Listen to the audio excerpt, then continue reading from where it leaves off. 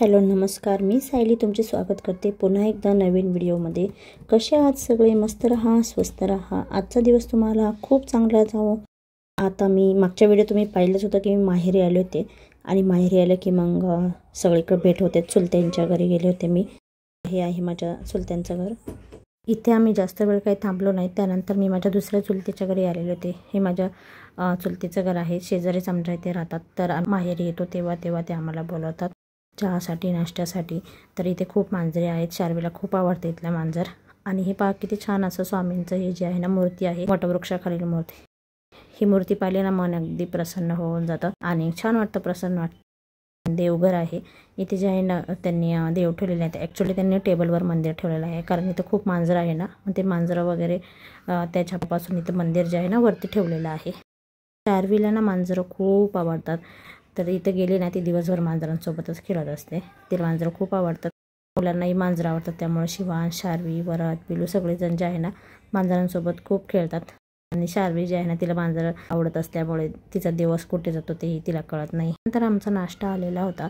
तर नाश्त्यामध्ये छानसे असे पोहे हे बनवलेले होते आणि त्याचप्रमाणे पापड, शेव बनवलेली होती। मुलांनी जे आहे ना छानसा असा नाश्ता केला। ही माझी चुलती आहे आणि पहा शार्वी स्वतः तर खाते पण मांजरांनाही पापड खायला घालत होती। तिचं स्वतःकडे लक्ष नव्हतं, मांजरांकडे लक्ष होतं। अशा प्रकारे आम्ही इथून निघालो। त्यानंतर मला जायचं होतं, आम्ही निघालेलो होतो। आजीला म्हणलं तो येऊ नको, तरी ती बाहेर आलेली होती आम्हाला सोडण्यासाठी। आणि ही पहा आमची गाडी आलेली होती, ओलाने आम्ही निघालेलो होतो। आणि निघताना जे आहे ना आईच्या डोळ्यात पाणी आलेलं होतं। तर असं नेहमीच होतं। आता आमच्या दोघींच्या लग्नाला 14 वर्ष झालेली आहेत, तरी पण जे आहे ना तिच्या डोळ्यातून नेहमी पाणी येतं। आम्हालाही वाईट वाटतं, पण आपल्याला आपल्या घरी एक ना एक दिवस जावंच लागतं। मुलंही खुश नव्हती, त्यांना जायचं नव्हतं। त्यांचं असं होतं की अजून 2 ते 3 दिवस राहावं। परंतु माझ्या मुलांची शाळा नव्हती, माझं ऑफिसचं काम आणि माझ्या बहिणीच्या मुलांची शाळा असल्यामुळे जे आहे ना आम्ही लगेच निघालो। आईला खूप वाईट वाटतं नेहमी आम्ही ऐकताना, तिला असं वाटतं अजून राहावं। आम्ही 4 ते 5 दिवसापेक्षा जास्त काही राहत नाही। आपल्याही घरी आपला संसार असतो, मुलं असतं, मुलांची शाळा असते, जबाबदाऱ्या असतात, त्यामुळे लवकर निघावंच लागतं। तर अशा प्रकारे आम्ही हे निघालो। साधारणतः 1 तासाचा रस्ता आहे, म्हणजे 20 ते 25 किलोमीटरचंच अंतर आहे। परंतु तरीही यायला जमत नाही। ठीक आहे, असं वर्षातून आम्ही 2दा जातो, दिवाळीला, नवरात्राच्या सुट्टीला। त्याच्यानंतर घरी आलो, मुलांना घरी ठेवलं आणि आम्ही इथं ATM मध्ये आलो तो पैसे काढण्यासाठी, मला आणि माझ्या बहिणीला दोघींना खरेदीसाठी। आणि आम्ही इथं आलेलो होतो जायचं मार्केटमध्ये। तर पिंपरी मार्केटमध्ये ना खूप गर्दी होती। पाऊस जो आहे ना, आज नुकताच पाऊस थांबलेला होता, त्यामुळं आज मार्केटमध्ये ना खूप गर्दी होती, चालायलाही जागा नव्हती मार्केटमध्ये। त्यानंतर थोडंसं पुढं आलो, ज्या वस्तू घ्यायच्या होत्या मला ते घेतल्या, खरेदी वगैरे केली, मुलांना कपडे वगैरे घेतली, थोडीशी घरी वापरायची ती मुलांसाठी म्हणून ह्या खेळण्याच्या शॉपमध्ये आलेलो होतो। हे जे आहे ना होलसेल शॉप आहे पिंपरीमध्ये।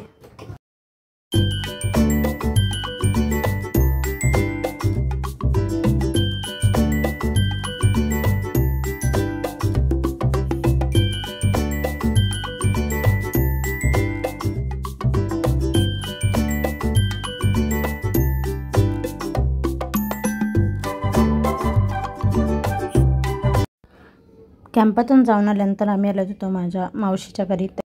तर माझ्या मावशीच्या घरी रिनोव्हेशनचं काम चालू आहे, फर्निचर, कलर वगैरे पूर्ण घर रिनोव्हेट करत आहोत। आणि पाऊस खूप भरून आलेला होता, म्हणून जे आहे ना आम्ही लवकरच इथून निघलो। कारण इथून जे आहे ना माझ्या बहिणीला जायचं होतं तिच्या घरी, तर इथून तिला मग आम्ही कॅब करून ती जाणार होती। तर पाऊस खूप भरून आलेला होता, म्हणून जे आहे ना आम्ही तर जास्त काही वेळ थांबलो नाही। त्यानंतर तिला कॅब बुक केली आणि मग ती तिच्या घरी गेली।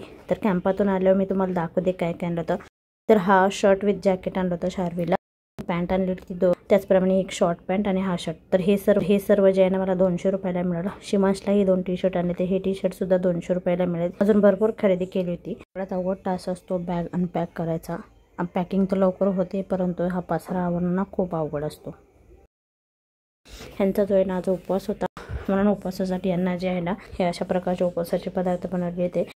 त्यामध्ये प्रामुख्याने चकली, बटाट्याचे पापड, त्याचप्रमाणे चिली-मिली, उपवासाची चिली-मिलीही बनवतात माझ्या सासूबाई। सर्व पदार्थ माझ्या सासूबाई बनवतात, म्हणजे आई बनवतात, एकट्याच हे सर्व पदार्थ बनवतात। त्याचप्रमाणे उपवासासाठी बटाटाही बनवलेला होता। तर असा छोटासा छानसा असा बटाटा फ्राय करून दिलेला होता। आणि हा जो आहे ना ह्यांचा आजचा टिफिन आहे। तर दर गुरुवारी माझ्या हजबंडसाठी हाच टिफिन बनतो। त्यांचा जो आहे ना गुरुवारचा उपवास असतो. साबुदाणा ते खात नाहीत कारण साबुदाण्यामुळे ॲसिडिटी होते, म्हणून हा बटाटा आणि त्याचप्रमाणे पापड देतात. आम्हाला जे आहे ना जेवणासाठी मग इथे जे आहे ना मी वांगं बनवलेलं होतं. ते छानसं असं भरून वांगं बनवलं होतं आईंसाठी आणि माझ्यासाठी. शिवांशला जे आहे ना वांगं आवडत नाही, शार्वी ही काही भाजी खात नाही, म्हणून दोघांसाठी जे आहे ना मी तर छानसा खिचडी भात केलेला होता. तर खिचडी भात करण्यासाठी इथं मी 2 डाळी घेतलेल्या होत्या आणि तांदूळ घेतला होता. सगळ्यात आधी कुकरमध्ये जिरी मोहरीची फोडणी देऊन इथं छानसा असा कांदा परतून घेतलेला होता. त्याचप्रमाणे याच्यामध्ये ना मी 1 वाटी टोमॅटोही टाकलेला होता. त्याच्यानंतर याच्यामध्ये हळद, हिंग, धना पावडर, त्याचप्रमाणे तुम्ही इथं जर तुम्हाला पाहिजे असेल तर मिर्च पावडरही टाकू शकता, परंतु मी मिर्च पावडर नंतर टाकणार आहे. आणि हा अशा प्रकारचा जो आहे ना खिचडी भात केलेला आहे, कारण शिवांश तिखट खात नाही, म्हणून जे आहे ना आधी हा अशा प्रकारे खिचडी भात केला. आणि आता ह्याला फोडणी द्यायची आहे. तर फोडणी देण्यासाठी इथे मी टाकली ती मोहरी, जिरी, लसूण आणि इथं बघा मी हिरव्या मिरच्या, त्याचप्रमाणे सुक्या लाल मिरच्याही टाकलेल्या होत्या. आणि त्याचप्रमाणे त्याच्यामध्ये जे आहे ना हळद, हिंग, धना पावडर टाकलेली होती. त्याचप्रमाणे तुम्हाला पाहिजे असेल तर थोडासा गरम मसाला किंवा जोही कुठला मसाला असेल तुमच्या घरात तोही तुम्ही टाकू शकता. आणि अशा प्रकारे छानसा असा तिखट भात बनवलेला आहे. मुलांना जो आहे ना आधी कमी तिखटाचा बिन तिखटाचा बनवून घेतला आणि छानसा असा माझ्यासाठी हा तिखट असा खिचडी भात बनवला. तर अशा प्रकारे तुम्ही खिचडी भात ट्राय करा नक्कीच. चला तर मग भेटूया नेक्स्ट व्हिडिओमध्ये. आजचा हा व्हिडिओ कसा वाटला ते कमेंट्स करून नक्की सांगा. आणि चॅनलवर नवीन असाल ना तर नक्की सबस्क्राईब करा, लाईक करा, शेअर करा. Bye bye.